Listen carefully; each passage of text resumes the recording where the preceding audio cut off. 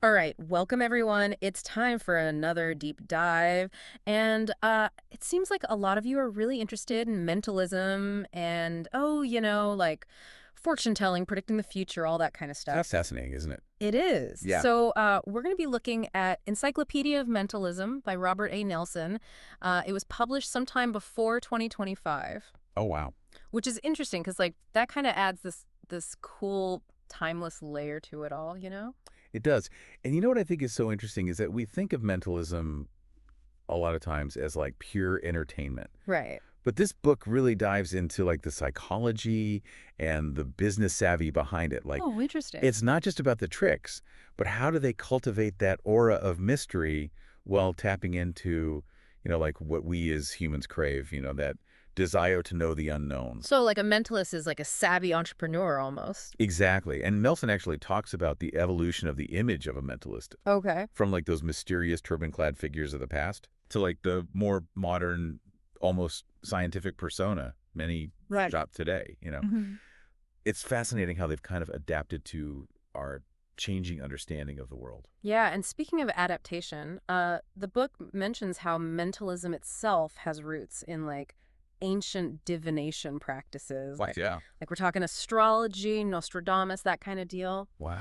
Like it makes you wonder how those ancient practices kind of inform what we see on stage today. Yeah, it's all connected, isn't it? That desire to know the future, Yeah. to glimpse behind the curtain of reality. It's like a human thing. It is a timeless human fascination. Totally. So, are you ready to like pull back the curtain ourselves a little bit Yeah, let's do it. and see how some of these mentalism tricks actually work? Right. The methods of mind reading section is a real eye opener. I bet.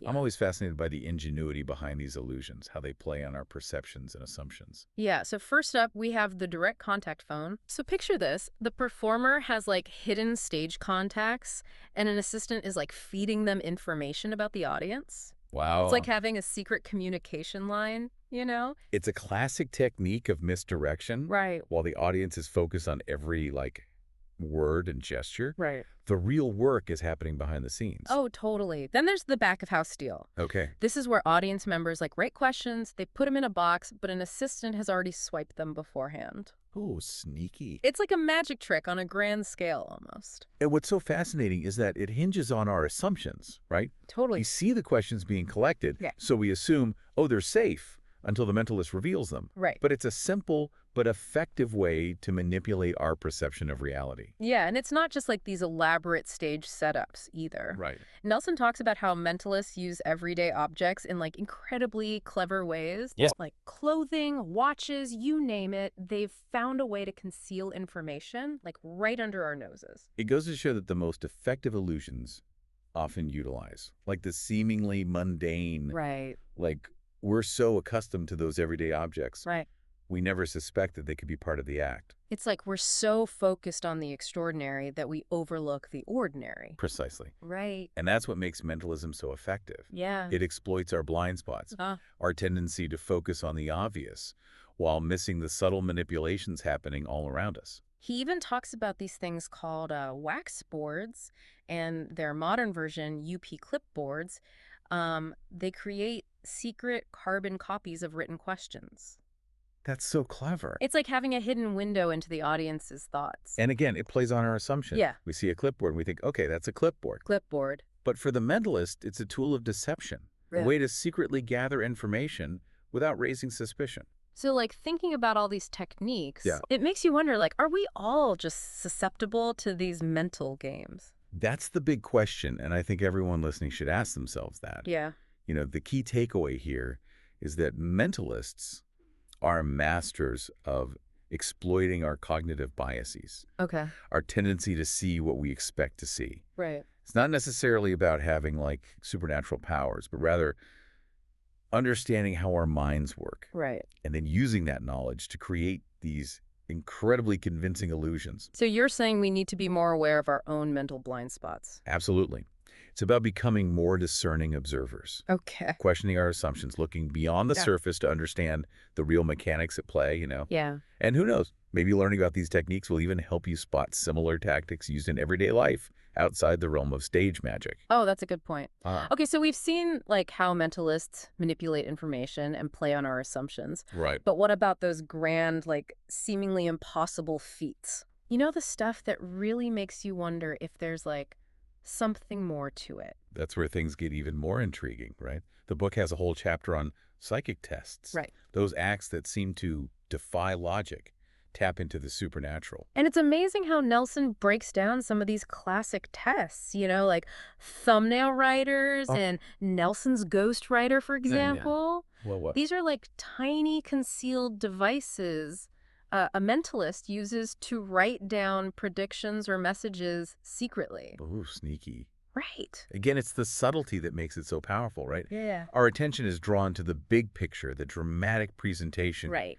We miss those tiny details that make the illusion work. Yeah. It's like a magician's sleight of hand, but on an even smaller, more concealed scale. And then you have like the message of the flame trick, Right. where a message seemingly burns but can still be read, Uh-huh. or the Swami coin test, where the mentalist reveals the dates on borrowed coins through a clever switch. Amazing. It's mind-blowing how they pull it off. Well, think about what these tests tap into, right? Yeah. Our deep-seated desire for the extraordinary, our willingness to believe in something beyond the realm of the everyday. Yeah, right. It's so human, isn't it? It is. And mentalists understand this desire, and they use it to create these truly captivating performances. Yeah, it's almost like they're playing with our sense of wonder. Exactly. And what's fascinating is that even when we know it's an illusion, there's still a part of us that wants to believe. Yeah.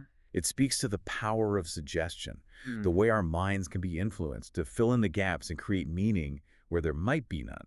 Speaking of influence, the book also dives into office clairvoyance, Oh, the yeah. world of professional fortune telling, and let me tell you, it gets pretty wild. Oh, really? There's this technique called the office switch, Okay. where a client's written question is secretly swapped with a pre-written one. Oh, so sneaky. It's like a classic bait and switch. It is. But in this context, it plays on our vulnerability, our Okay. desire for answers and guidance. Yeah. We go to a fortune teller seeking insight, and that desire can blind us to the potential for manipulation.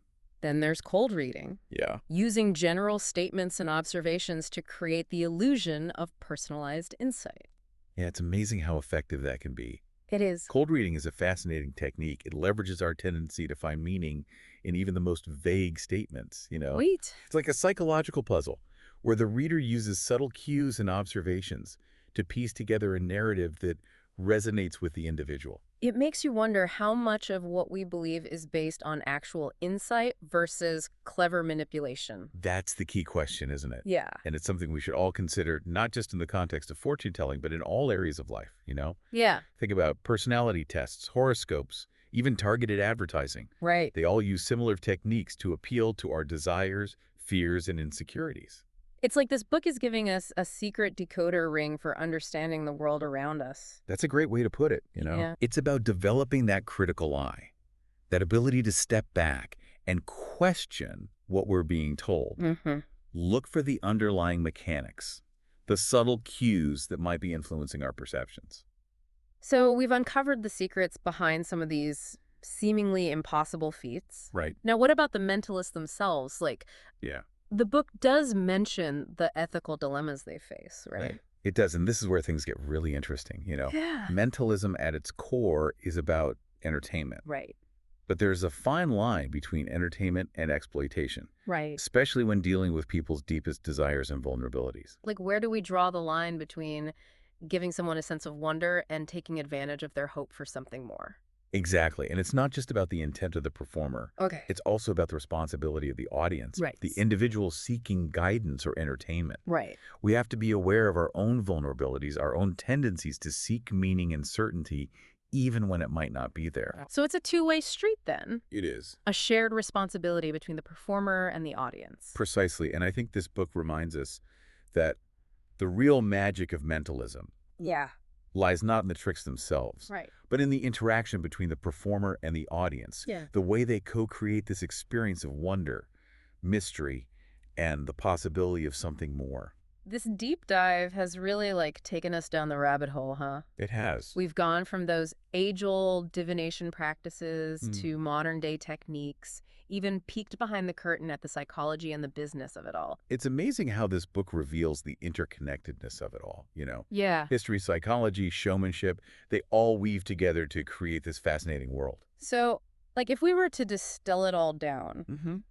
what would you say are the key takeaways for our listener? Well, that's a good question. What's the so what after exploring all these secrets? Well, I think one of the biggest takeaways is that mentalism at its core is about understanding how the human mind works. It's about perception, attention, Right. and how our brain can be tricked into seeing what we expect to see, Yeah. even if it's not really there. It's almost like a crash course in critical thinking, Absolutely. We're seeing all these techniques, and now hopefully we can apply that awareness to other areas of life. Exactly. The book encourages us to be more discerning consumers of information. Right. Think about how we're constantly bombarded with messages, claims, and promises in our daily lives. Oh, yeah, for sure. Understanding the techniques mentalists use can help us identify similar tactics used in advertising, marketing, even social media. It's like having that secret decoder ring for Exactly. the world around us. And with that decoder ring comes a sense of empowerment. Oh, totally. The more we understand these techniques, the less susceptible we are to manipulation. That escape from the ordinary chapter, the book's closing chapter, really stuck with me. Yeah. It's about how mentalism at its heart is about pushing those boundaries, challenging what we believe is possible. It's a fascinating perspective, isn't it? Yeah. It's like mentalism invites us to question those limitations we often place on ourselves. Yeah. It encourages us to explore the potential of our own minds, think outside the box, embrace the power of creativity. And it asks this thought-provoking question. Uh, If you could create your own mentalism act, oh, wow. what impossible feat would you perform and how would you achieve it? What a great challenge for a listener to ponder. Isn't it? It really encourages them to tap into that sense of wonder and possibility that mentalism evokes. Totally. To think about how they could use their understanding of the mind Yeah, to create their own experiences of the extraordinary. for sure. Well, it's been an incredible journey exploring the world of mentalism with you. It has been a pleasure. Thanks for being our guide through this fascinating landscape of secrets, techniques, and insights. Oh, the pleasure was all mine. And for our listener out there, remember, the greatest illusion is often the one we create for ourselves. Hmm. The limits we set on our own potential. Right. Perhaps the true magic of mentalism lies not in deceiving others, Yeah. but in unlocking those boundless possibilities within our own minds. Yeah, that's a really good point. So keep questioning, keep exploring, and never stop challenging the boundaries of what you believe is possible. Beautifully said. Until next time, keep those minds sharp and those decoder rings handy.